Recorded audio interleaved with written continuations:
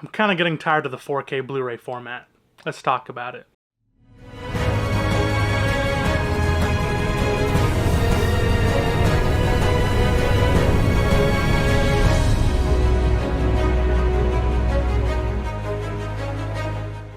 What is up, everybody? Today we are going to be talking about one of my deepest passion, and that is the 4K Blu-ray format. Now, why do I love the 4K Blu-ray format to where I have over 500 4K Blu-rays?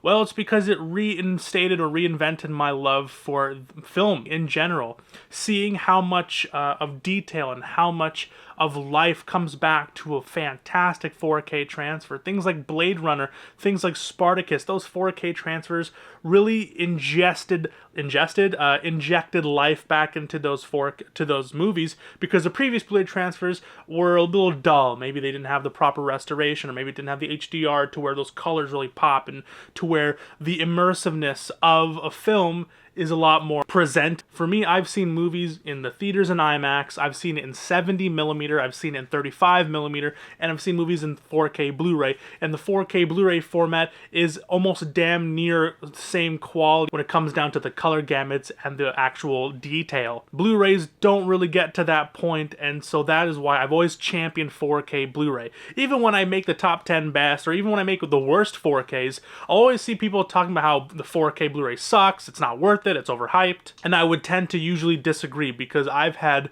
life-changing, okay, it's a bit dramatic, but almost, I've had 4K Blu-rays where I've watched it and I've cried because of how good it looks. It looks so good to where it's like, wow, this is everything I've ever wanted to look like in a film. Like things like The Dark Knight, oh my god, it's so beautiful. Those full IMAX aspect ratio. The Oppenheimer 4K Blu-ray, oh god, so good. And while these used to be pretty reoccurring instances, I'm seeing a lot of the cases where it isn't, and we're getting really bad transfers, and, you know, cost-cutting measures are happening, things are going on with this format, and it's really leaving a sour taste in my mouth, and I wanted to just comment on it and talk about it. But before we get into it, I just want to say that these are my opinions and my opinions alone. I know some people agree with me in the comments, or some people in the forums talking about 4K Blu-rays, but I just want to say that this is just based on my opinion, from what I've experienced, from what I've seen, as a person who's been viewing 4K Blu-rays and has been an avid collector for the last 4 or 5 years. So don't take this personally. If you disagree with me, leave it in the chat, you know, but let's not be let's not be combative about these things. Again, at the end of the day, these are first world things, and this shouldn't overtake people's lives. So let's get into it. These are the reasons why I'm kind of getting tired of the 4K Blu-ray format. And so in the intro, I touched upon it a little bit, but I want to get deeper into it. We're talking about the really bad and really frightening and horrid introduction of this new wave of 4K Blu-rays with AI and DNR, and it's just been leaving really bitter tastes in my mouth, especially when we were talking about, oh my god, dude, 35mm 4K, that should be the biggest uptick in quality, but then, you know, studios and companies are being pitched, oh, you should use AI because that's the new wave, this is the new evolution in filmmaking and in video quality, is using AI, when in fact it's doing the opposite, and it's ruining details, and it's giving leeway to these companies releasing lazy-ass transfers, charging so much money for them, and expecting us to be okay with it. Let's get into it. The rapid advancement of AI-powered upscaling and digital noise reduction has become a curse for the 4K Blu-ray format. While these technologies are often touted as improvements, they frequently strip away the visual integrity of classic films, replacing their raw cinematic texture with an artificial, overly processed aesthetic. DNR, or digital noise reduction in particular, has been misapplied in numerous amount of 4K restorations, effectively erasing the organic film grain that is essential to the look and feel of 35mm celluloid.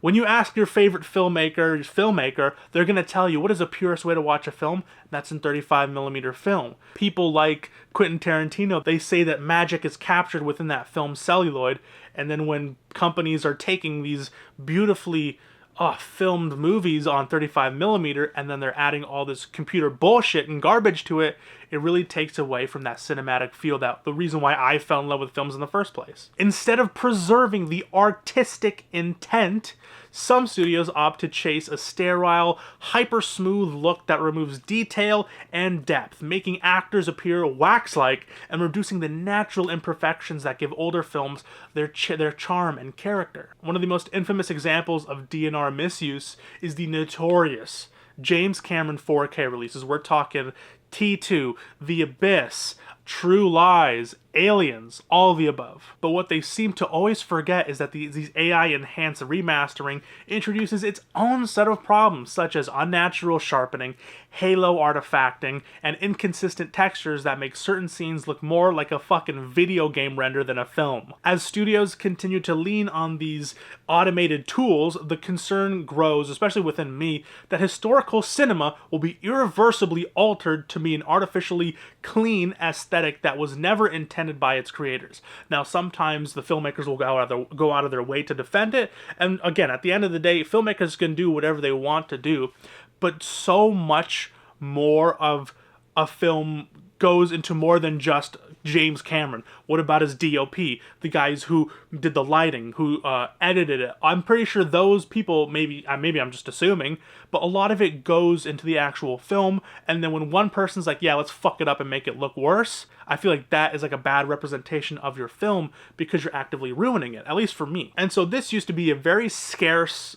thing, usually only pertained to, again, either some George Lucas films or some maybe James Cameron's films, but I'm seeing it a lot more often. We're seeing it in Jaws 3, we're seeing it horribly in Jaws 3, we're seeing it in so many films that I'm like, oh my god, this is becoming like an industry standard, and it's very scary, and it's like, this is what's making me tired of the 4K format. I used to champion it because of its natural and raw look, the detail, the extra pixelation count, the allowing when a film got an 8K restoration and then poured it into 4K, using that 100 gigabytes of storage to show all of the artistry and art of the artistic intent behind a film. Again, artistic intent, guys. We gotta stop looking at movies like they're products. Even though they are products, they're art. They're meaningful art. It's like putting, I don't know, not DNR, but AI on like the Mona Lisa or something. It's like, that's not how it works. But it's actively ruining the quality of the 4K format, and this is happening so often where I'm getting real tired of these transfers, and it's just like, then what the fuck is the point of all of this? It's just going to be overly digitized, and especially in films from 35mm being ported onto here, it's just, it feels like they're using it as a crutch just to get easy cash, and it feels like these 4Ks have been more of a cash grab than an actual way of, come on, we got a new restoration, let's give the fans what they want, and we can make some money at the same time. It feels like, here we got an old film that I know a lot of people really care about, let's give it maybe a lazy scan over, and then instead of putting in the effort, like Universal Pictures puts a lot of effort, at least they used to, put a lot of effort into their 4K restorations to the point where they'll make featurettes being like, guys, dude, we cooked with this transfer, like the Jaws 4K transfer or those Universal monster films. You can tell the passion and the artistry behind the restoration process in that itself, because I am such a big champion of restoration processes, because it brings back the life of film and it brings back that passion. And so when that's gone, it feels like a soulless cash grab, and that's what a lot of 4Ks have been feeling like. And another reason why I've been getting a little tired of the 4K Blu-ray format is that for some reason 4K Blu-rays, instead of being like this widely accessible format, has increasingly become a playground for collectors battling against limited supplies and scalpers. Especially if you're into boutiques, forget about it. Unlike the widespread availability of Blu-rays and DVDs during their prime, many 4K releases are manufactured in constrained quantities, turning what should be a simple purchase into a stressful scavenger hunt. Labels like Shout Factory, Arrow Video, and Vinegar Syndrome regularly release boutique editions that almost disappear from the shelves immediately, forcing enthusiasts to either pay a premium for prices on the secondary market or risk missing it out entirely. Like, if you don't pick it up the first week, it's gone. And don't even get me started if you're into steelbooks or slipcovers, because that will be automatically removed. Now, I know it's become a lot easier, especially with special editions. If you don't really care about a slipcover, if you don't care about certain things, it can be a lot easier. but a lot of the price goes into that packaging, and when you're getting certain things that aren't with that packaging, you're still going to be paying that price, but you're getting less. A prime example is basically any modern steelbook release, specifically if you're buying it from Best Buy, or if you're hoping that Walmart will be stocking them. It usually most of the case sells out instantly upon the release. Within days, scalpers flood resale platforms like Facebook and eBay with listings that are at least double or even triple the original cost.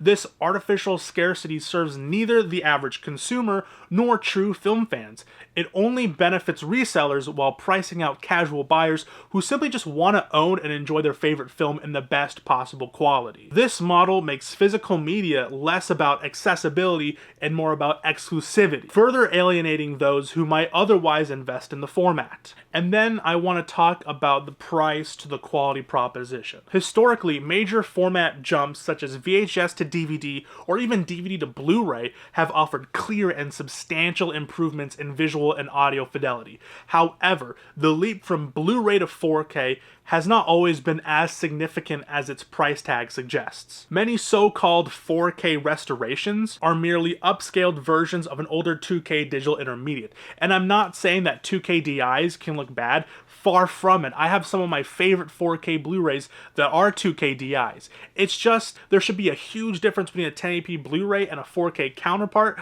but when it comes to certain cases, especially if a movie came out within the last 15 years, it's going to be real hard to distinguish between a Blu-ray and a 4K, especially if you're not an anal-retentive, pixel-peeping asshole like myself. Terminator 2 Judgment Day suffered from a notoriously poor 4K release, where excessive DNR effectively erased the fine details, making the film look worse than its Blu-ray. This shouldn't be a case. Consumers are often paying a premium for what is in many cases a marginal upgrade or even an inferior upgrade, leading to justified skepticism about whether 4K Blu-ray is truly worth the investment. And then speaking about investments, I also want to talk about the cost of a 4K setup.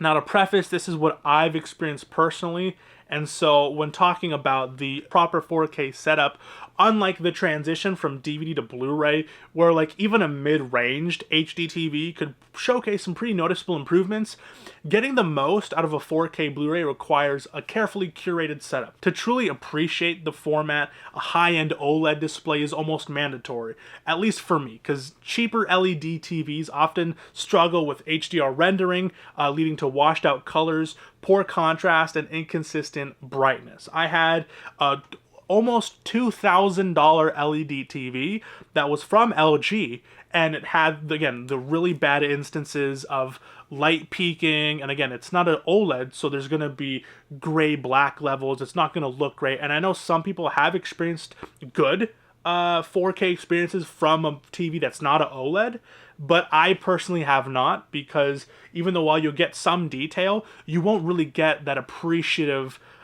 increase when it comes to the black levels, when it comes to the shadow detail, when it comes to the added Dolby Vision or HDR10. And when it comes to the audio, it's kind of like who buys a record player and a record player and some vinyl.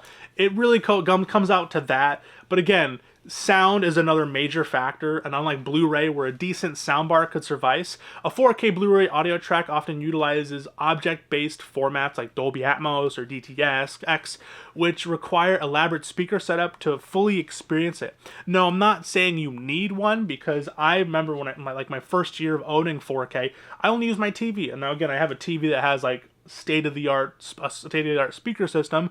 But when I upgraded, it was a lot better, and it's it's immensely it's like holy moly! Like when you have that good 7.1 setup, it's really noticeable, and it's orgasmic. I'm not, especially as like a film nerd myself. Oh God, when you get to hear the dynamics of a really good sound design, beautiful. This means that beyond the cost of the discs and a 4K player, because not only do you have to get a really good TV, you have to get a dedicated 4K player and a dedicated surround sound, which can increase, especially with the 4K discs already costing $10 more than the Blu-ray.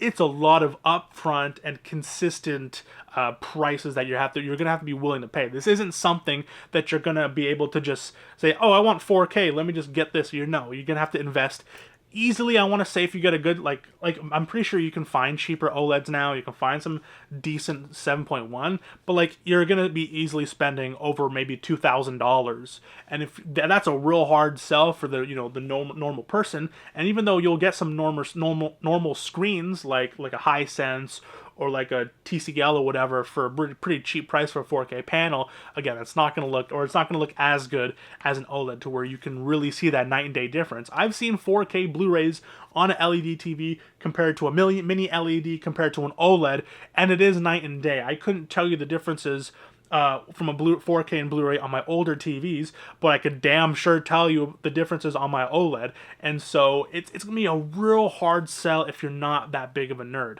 And then one of the things that have been real like inconsistent when it comes to the 4K format is all of these technical issues. One of the most frustrating aspects of the 4K Blu-ray format is its surprising lack of reliability.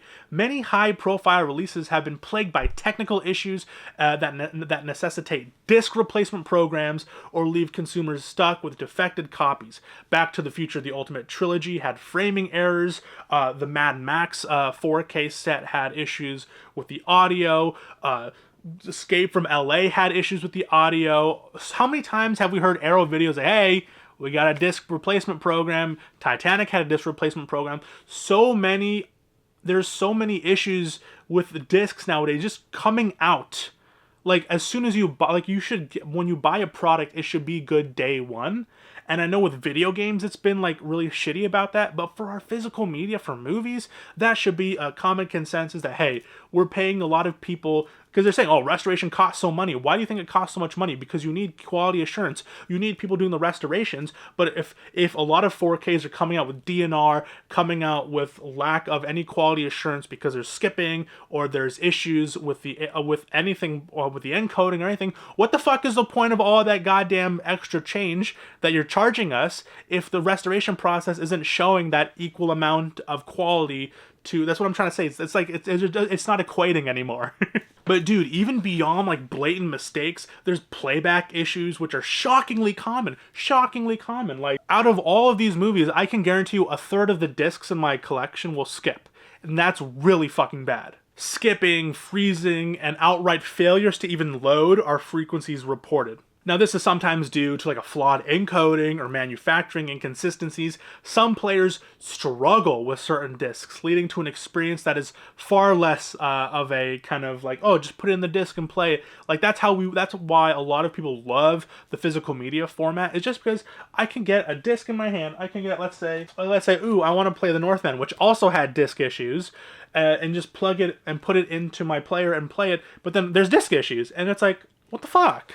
And it's been like the most prevalent within this modern day 4K format. You know, it leaves a real bad taste in your mouth, because people who are buying these discs, investing in 4K Blu-rays, should not have to worry about whether or not their disc will actually work when they put it in their player.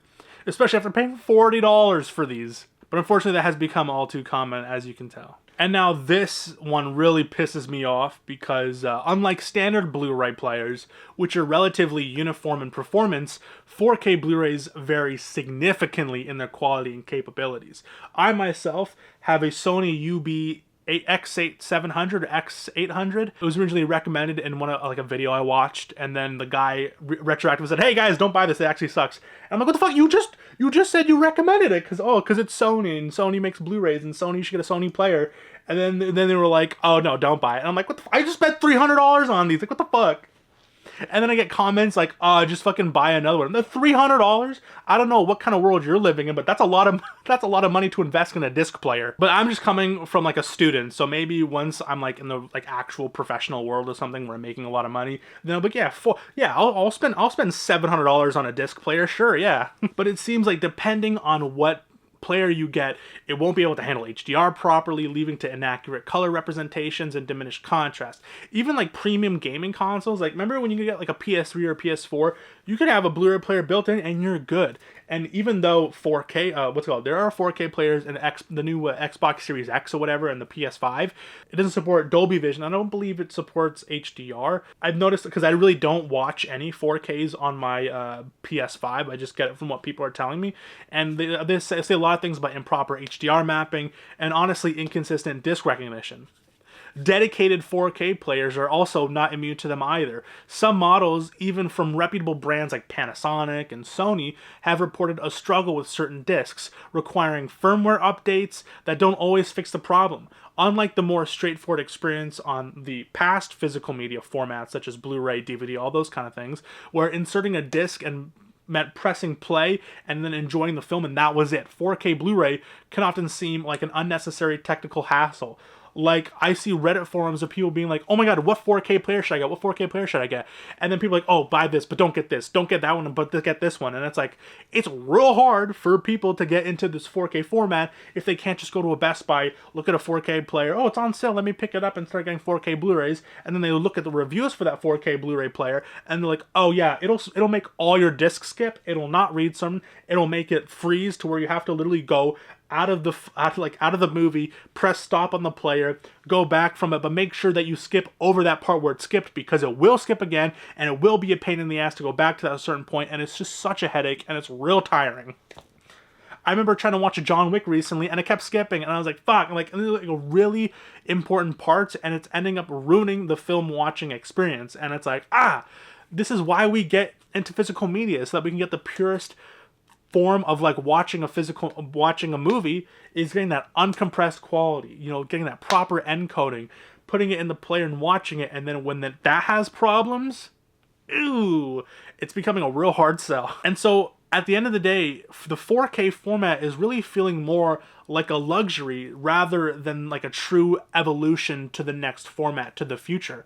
And I know a lot of people are like, oh, they're just doing that because once they get to 8K, that's when it's going to really, because I know people are doing 8K restoration, so obviously it should go to 8K.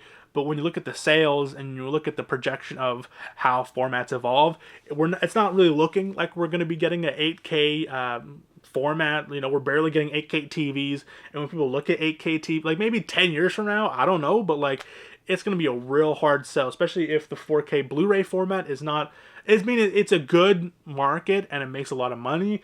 It's just when you have, production companies or companies getting out of making players, you expect them to go back into it making 8K players. It just doesn't really seem reasonable.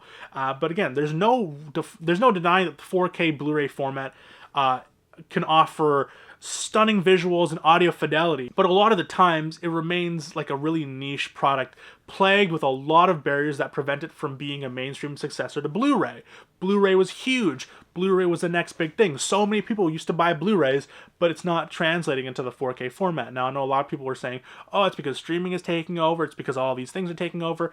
But honestly, I'm hearing a lot of people talking shit about streaming, like not even just from our community, but from the normie community, who are saying like, I'm sick and tired of having 10 or like 5 to 10 streaming services that I'm paying like $20 each, and now a lot of people can't even share passwords. Like Netflix, you can't share passwords. You have to be forced to pay for a premium subscription, and if you don't pay for that premium subscription, you're gonna have to watch ads through that, which what a ripoff, right? And so when you look at that and you're like, oh, I can just get the disc for that probably the exact same price, but you have it in your collection. Not even to mention that, streaming takes away the digital rights for you to be able to even watch it. The 4K format has not made that next step into where that could be a mainstream option. Whether it is inconsistent transfers, the rising costs, limited availability, the cost-cutting measures that a lot of companies are doing, technical issues, and the high price of entry for just a proper setup, it often feels more like a luxury for hardcore, like pixel-peeping nerds like me, than an essential upgrade for the average moviegoer.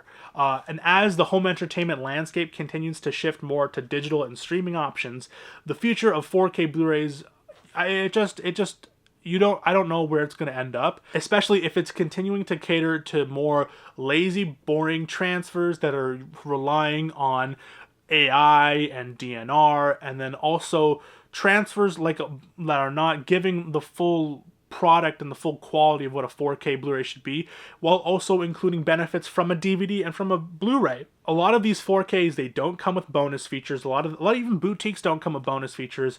A lot of these new releases don't come with slipcovers. At least here in Canada, we don't get slipcovers. So again, that premium aspect, because they're going to charge you premium prices for it, it doesn't equate to the price, to the value proposition.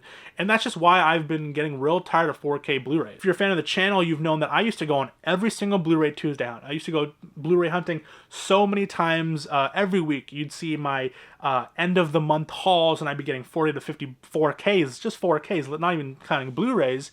But again, as I've been collecting up to recent days, you know, because I've gotten all of my favorite films, now when it comes to these newer films coming to 4K and newer restorations, things like AI, things like DNR, things like no slipcovers have really not tarnished, but made me real like, what's the point of even buying some of these? I'm just gonna wait for a real deep discount. And when it does get a deep discount, we got scalpers who buy them all to resell them on Facebook Marketplace, and it's real fucking annoying. So anyways, yeah, again, I'm not saying that I hate 4Ks or that I regret buying and spending easily tens of thousands of dollars on my collection. I'm not saying that at all. I'm just saying that a thing that I love so much is beginning to feel real tiresome. And it's kind of sad because a lot of my identity and my biggest like hobby is the 4K format. And when it's not, you know, giving back that kind of nutrients, that kind of like, oh, you spend, you know, $30 on a 4K disc. Oh my God, and it's going to look amazing. Oh my God, Interstellar on 4K. Oh my God, and the audio. Oh my God. And then now it's like you pay $34 for it. There's no slipcover. There's barely any bonus features. They used AI to restore it, so they didn't even put a good restoration process into it. It looks worse than the Blu-ray that you just spent $2 on, and you're like, okay, now I'm stuck with a disc that is inferior, that costed a lot more, and it just doesn't feel like it's worth it anymore. I'm not saying that 4Ks aren't worth it, because we've gotten so many amazing 4K transfers in the last year. I recently picked up Dawn of the Dead on 4K, and I saw that remaster, and it looks absolutely beautiful. But again, this was after, what was it, 7 years, I think, right? It's 2017, I think it came out. After that really poor, lackluster 4K transfer, and that was a long time coming, and that was the only way to get that movie on 4K. And like, now I'll just get the Blu-ray. These are just my opinions as a collector who's been collecting and avidly like watching all of these 4K transfers and really seeing this like really depressing down spiral of the quality and all these kind of things. But again, if you have different opinions, this is not an attack on you. This is just me sharing my personal opinion. Because again, at the end of the day, I'm just an opinionated asshole on the internet, and if you have a different opinion, make your own video, goddamn. But anyways, that was today's video. I hope you enjoyed it, and if you did, please make sure to like and subscribe. I have been Mason from the Mockbuster YouTube channel. Please have yourself a good day, night, evening, afternoon, morning, whenever you're watching this. I know I've been sounding a little disparaging of physical media, but that's actually not the case. I just want the quality to be higher, because when we have higher standards, we get better products, and when we get better products, more people are interested in it, and they'll get into it, and the more money will be put into it, and then more money will be put into restorations, and we'll be getting better 4K releases, and then we'll be a lot happier as collectors. So that's basically what I'm trying to say. I'm not saying fuck 4K. I'm not saying fuck physical media, because as clearly that's not the case. So anyways, long live physical media. That's the biggest, what's it called? My biggest message. It's in my bio. It's in everything that I say. It's at the end of every single video I make. Long live physical media. And I mean it. So yeah, long live physical media. Peace, cheers. And again, long live physical media. I'll see you guys next time. Peace out.